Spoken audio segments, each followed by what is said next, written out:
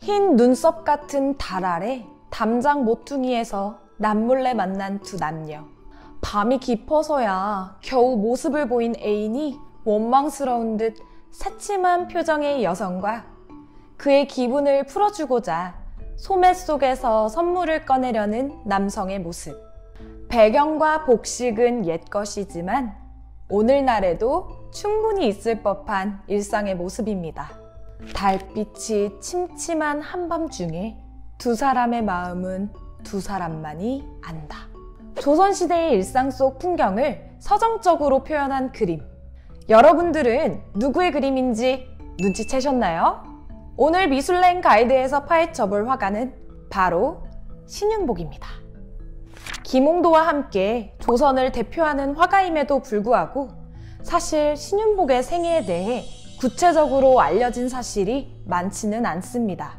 무려 4대에 걸친 화가 집안 출신으로 신윤복 역시 도화서 화원으로 활동했는데요.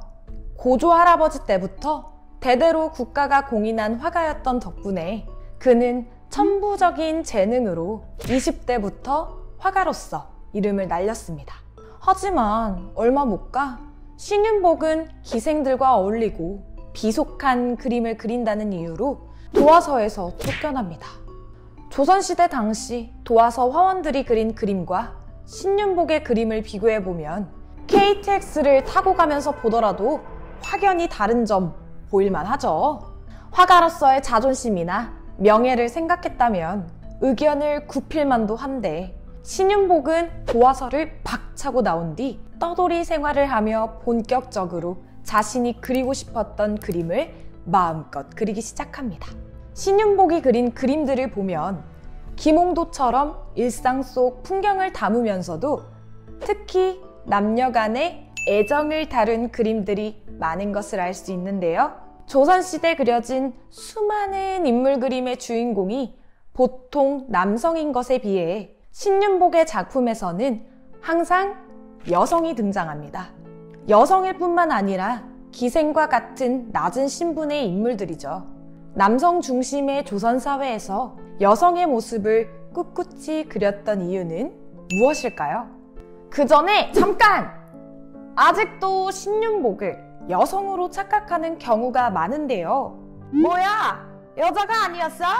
하고 뜨끔하신 분들 있으시죠? 그럴 수 있습니다. 사실 드라마나 영화에서 이미 신윤복을 여성으로 각색한 경우가 많았기 때문입니다. 단순히 여성을 많이 그렸기 때문에 그를 여성으로 추측했기보다는 그만큼 신윤복이 여성의 심리나 행동을 섬세하게 포착하여 그림으로 표현했기 때문이 아닐까 싶습니다. 그렇다면 평범한 남성 화가인 신윤복이 왜 은근히 19금 분위기를 풍기는 그림들을 그리게 되었을까요? 조선 후기를 살던 유교걸, 유교보이들은 당시 금기시하던 성적 표현에 남몰래 관심을 보여왔습니다. 밖에서는 하며 태연한 척을 하다가 방에 혼자 들어 박혀서는 당시 맥심 잡지 같은 추나를 보고 소설을 읽으며 친구들끼리 돌려보기도 했죠. 이러한 매체들은 엄숙한 유교 사회에서 숨겨진 욕망을 표출할 수 있는 유일한 수단이나 마찬가지였습니다.